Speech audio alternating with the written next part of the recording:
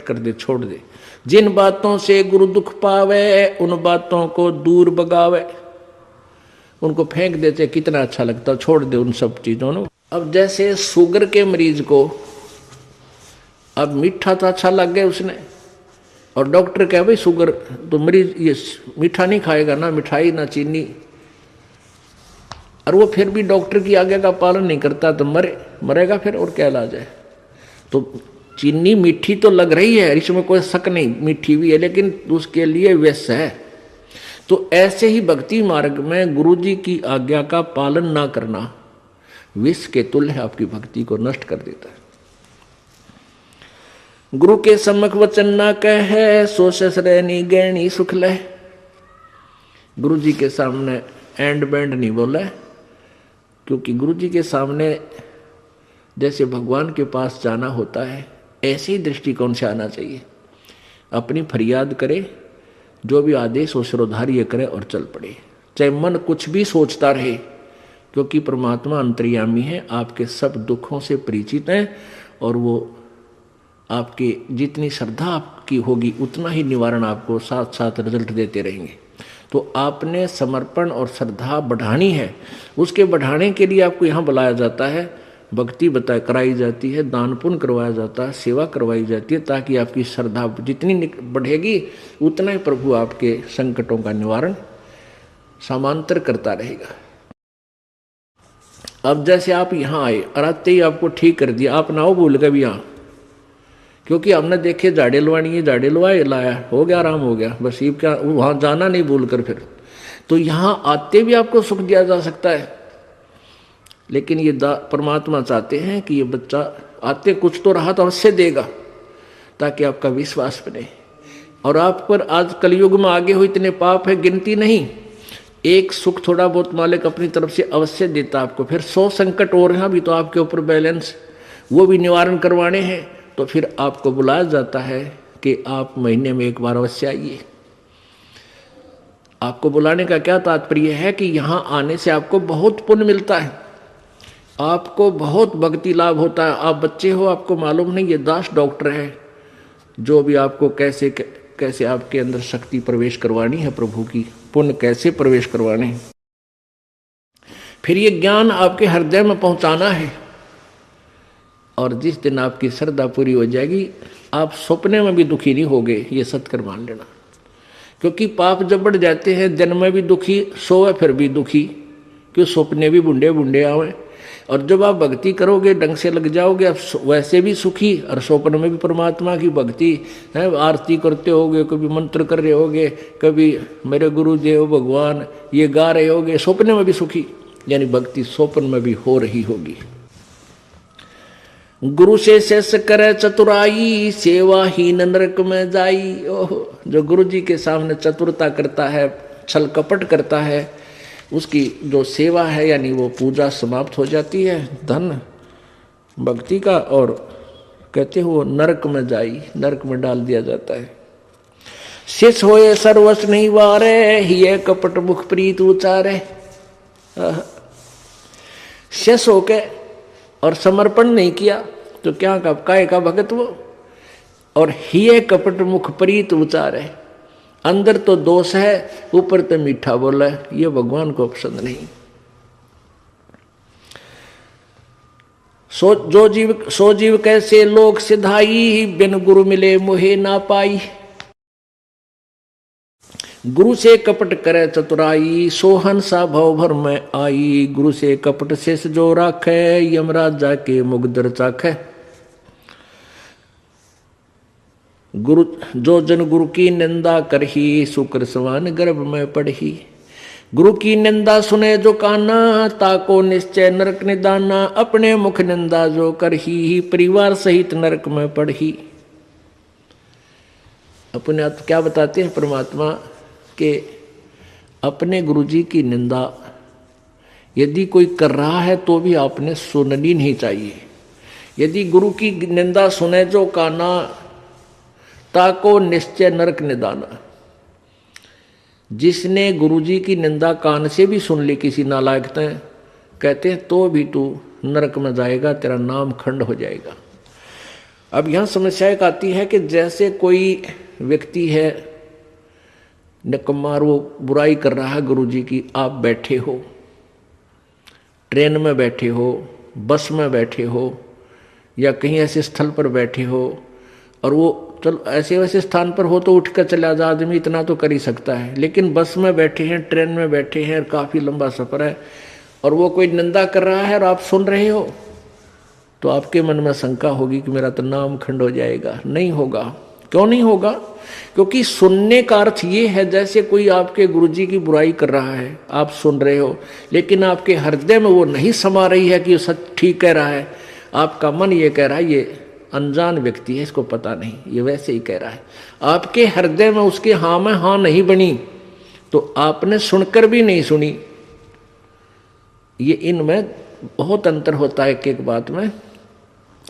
और यदि आप उसके कहने से आपके हृदय में ऐसा आ गया कि हो सकता है हमारे गुरुजी ने ऐसा गलत काम कर ही दिया हो, तो आपने सुन ली, वो सुन ली, और आपके मन में स्वप्न में भी नहीं आए कि ये जो कह रहा सच्ची हो सकती है, तो आपने नहीं सुनी, तो आपको दोष नहीं।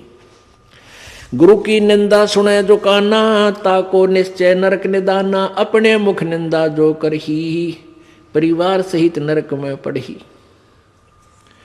गुरु को तजय भजय जो आना, ताक पशुआ को फोकट ज्ञाना। ओए होए, अपने गुरु को छोड़कर और दूसरे में आस्था बनाता है। अब जैसे आप किसी भी कोई भी आपको इस भक्ति मार्ग का ये ज्ञान दास से सुनकर आपको कोई सुना रहा है भक्त, और आपकी श्रद्धा उस भक्त में हो जाती है, वो हो तो बहुत अच्छा है, बहुत प्यारा है, और उससे के चरण छूने लग जाए और उसी के ऊपर आसक्त हो गए, तो आपका गुरुजी से नाम खंड हो गया। इस दृष्टिकोण से परमात्मा कहते हैं गुरु को तजय भजय जो आना, ता पशुआ को फोकट ज्ञाना। उस पशु ने को कोई ज्ञान नहीं है, वो भक्त नहीं है। जो अपने गुरु को छोड़कर दूसरे में ठीक श्रद्धा बनाता है, उसमें आसक्त होता है, उसी को पूजा शुरू कर देता है। अब पुण्यात्माओं, एक एक पॉइंट पे बहुत गहराई सोचना है। अब कोई भक्त ज्ञान सुना रहा है, बहुत अच्छी बात है, उसके द्वारा सुने ज्ञान पर अमल करे और उससे कहे भाई मुझे भी गुरुदेव के पास ले चलो, मेरा कल्याण करा दो। और आपने नाम ले रखा है और फिर कोई चर्चा चलती है, ऐसी कोई बात नहीं, फिर भी सुनो। और कोई पुराना भक्त है वो अच्छी अच्छी बातें बताएगा तो बहुत अच्छी बात है, गदगद हो जाओ कि मेरे गुरुजी ने कितना अच्छा ज्ञान दिया हुआ इस बच्चे को, भाई को, बहन को, और ये सब गुरुजी का ही दिया हुआ ज्ञान है, इसका नहीं है। तो उसमें आपको एज ए भाई यानी गुरु भाई गुरु बहन तो आपकी श्रद्धा हो सकती है, लेकिन अन्य दृष्टिकोण से, क्योंकि हम फिर उस पर इतना आसक्त हो जाते हैं, उसको फिर प्रणाम करने लग जाते हैं, बड़ा अच्छा भगत है, तो ऐसे ये बीमारी हमारे भगत समाज में पड़ी रही और इसका लाभ ये काल उठा गया। जैसे कमाल था, कमाल वो मुर्दा जिंदा किया था प्रभु ने। एक दरिया में बहता हुआ एक मुर्दा शव जा रहा था 12-13 वर्ष के बालक का, और एक शेख तकी था सिकंदर लोधी, दिल्ली के बादशाह का धार्मिक पीर। वो कबीर जी से ईर्षा करता था और कबीर परमेश्वर जी की कृपा से सिकंदर लोधी दिल्ली के सम्राट का असाध्य रोग दूर हो गया था, जो शेख तकी से भी नहीं हुआ था, किसी से भी नहीं हुआ था, जिस कारण से सिकंदर लोधी की आस्था कबीर जी में घनी हो गई थी। और वो जो पहले वाला जो वो परमानेंट उसका गुरु था धार्मिक मजहब की तरफ से, वो शेख तकी था। तो उस शेख तकी ने जब देखा कि कबीर जी में, मेरे सम्राट की, मेरे शिष्य की कबीर जी में ज़्यादा श्रद्धा होगी है, तो ईर्षा करने लग गया कबीर जी से। उसको नीचा दिखाने की चेष्टा में उसने कहा कि राजा या तो तू बाज आ जा, और नहीं तो मैं, तो एक काफिर को गुरु बना लिया तूने, एक हिंदू को गुरु बना लिया, मैं तेरी पूरे मुसलमान समाज में तेरे बारे में बताऊंगा और सबको तेरे विरोधी कर दूंगा। अब राजा चिंतित हो गया कहीं तेरे राज को खतरा ना हो जाए। तो परमात्मा के सामने उसने अपनी प्रार्थना रखी। कबीर जी ने कहा भी ठीक है। तो शेख तकी ने क्या शर्त रख दी कि मैं जब इसको मानूंगा ये भगवान है, अल्लाह का नबी है, कोई मुर्दे को जीवित कर दे। तो परमात्मा ने जो अपने भगत की टेंशन दूर करनी थी सिकंदर लोधी की, तुरंत कर दी।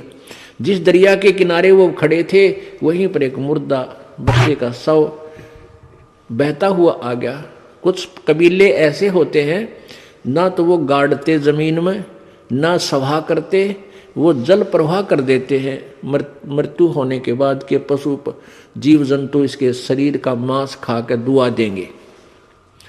ऐसे सुसज्जित एक बना करके प्लेटफार्म सा, फ्लोट सा, एक घास फूस का जो तैरता रहे ऐसा बना देते हैं, बेड़ा सा, उसके ऊपर शव को लुटाकर और चलता कर देते। तो उसी समय वो लड़के का शव आ गया। परमेश्वर कबीर जी ने अपनी शक्ति से उसको जीवित कर दिया था। तो सभी ने कहा कमाल कर दिया, कमाल कर दिया। उसका नाम कमाल रख दिया और उस बच्चे को अपने साथ अपने बालक रूप में, शिष्य रूप में रख लिया। अब वो युवा बालक हो गया। कुछ दिनों के बाद 10-15 साल में 20-25 वर्ष की आयु का हो गया।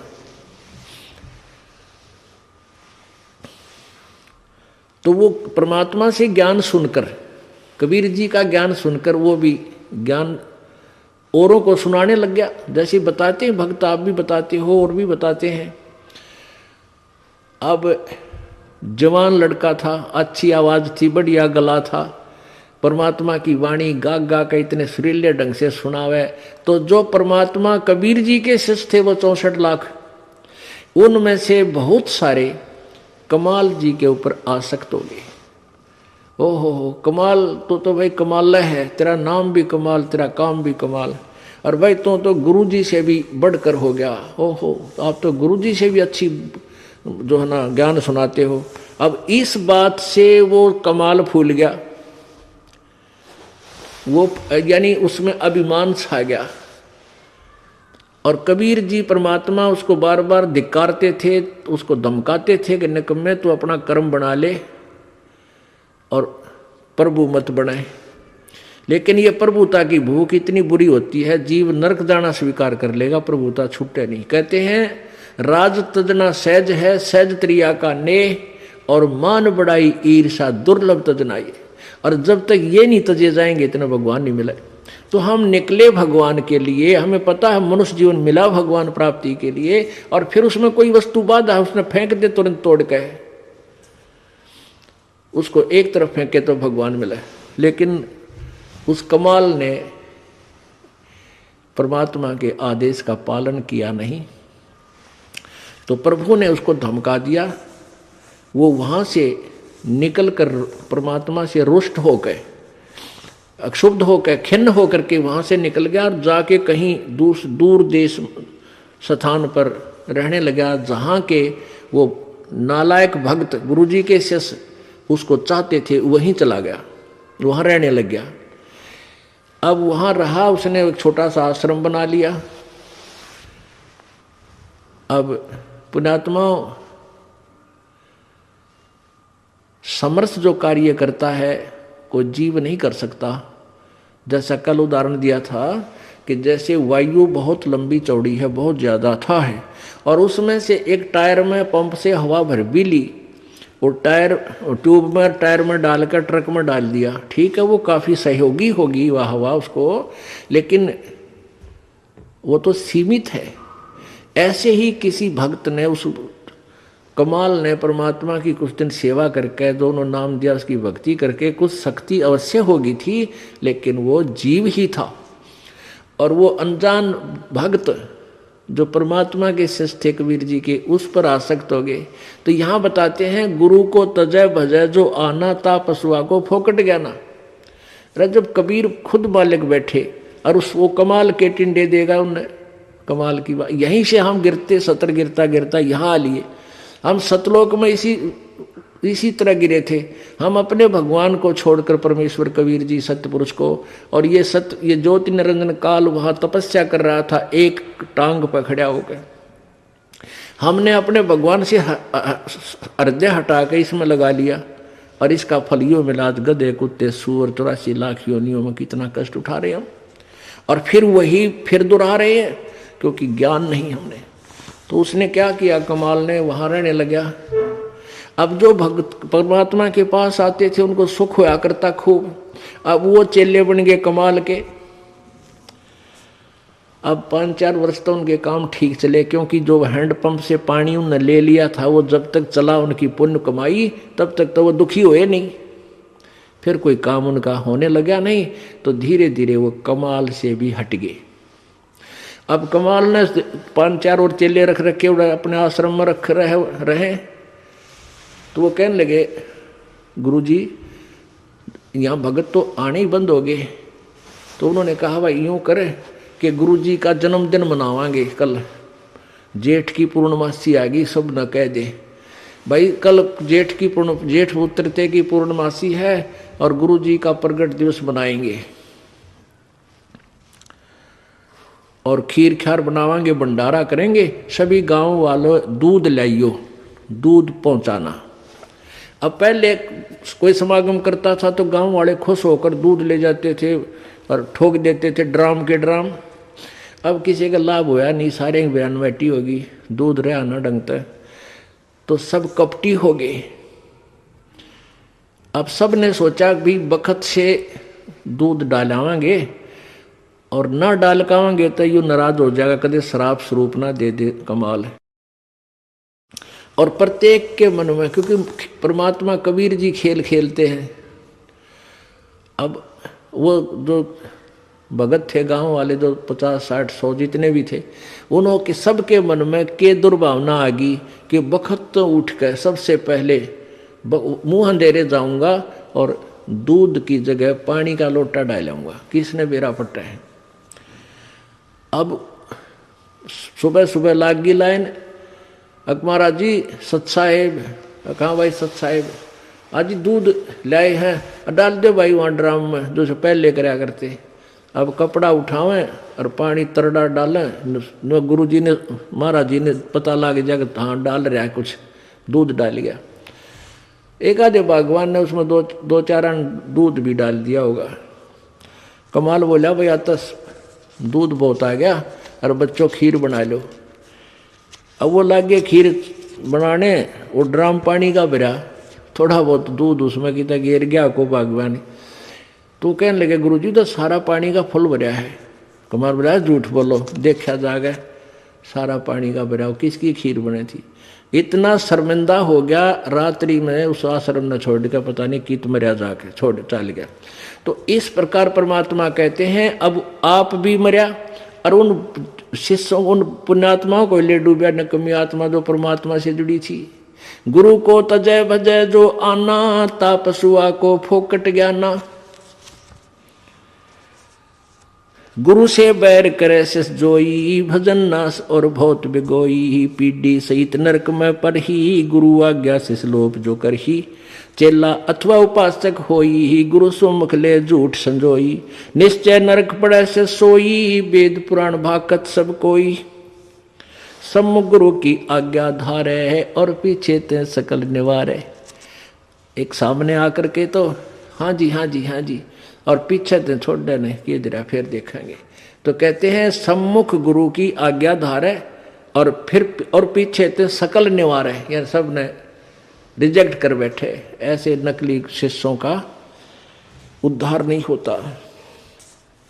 सोच से घोर नरक में पड़ही, रुद्राद पीवे नहीं तरही। मुख पर वचन करे परवाना, घर पर जाए करे विज्ञाना। मुख पर तो सारी बात माने और घर पर जाके चौधरी पाक अपने हिसाब से सेटिंग करो ना, नो ऐसे ठीक नहीं गुरु, ये ऐसे होना चाहिए। तो परमात्मा कहते हैं आप जीव हैं और जीव संज्ञा में ही रहना चाहिए। आपने परमात्मा की आज्ञा में कोई भी दोष नहीं निकालना चाहिए, फाइनल हो। अब गुरु जी की आज्ञा देगा आपको। हम क्या आज्ञा देते हैं भाई, बीड़ी मत पीना, शराब मत पीना, तम्बाकू मत पीना, बुराई ना करना, चोरी मत करियो, रिश्वत मत लेना, भगवान पर विश्वास रखना, भक्ति करना, आनुपाशा मत करना। और ये सारी ही ना करने की है। और ये आज्ञा पालन करने की है। और ये भी नहीं करोगे फिर भगत कैसे, व्यर्थ। मुख पर वचन करे परमाना, घर पर जाए करे विज्ञाना। जहां जावे ता निंदा करही, सोच से घोर नरक में पड़ही। ऐसे शेष को ठाहर नाही, गुरु विमुक्त लोचत मन माही। वेद पुराण कहे सब साखी, साखी शब्द सब है यूं बाकी। मानुष जन्म पाए कर खोवे है, सतगुरु विमुखा युग युग रोए। अब सतगुरु से विमुख होने वाला कहते हैं युग युग रोएगा।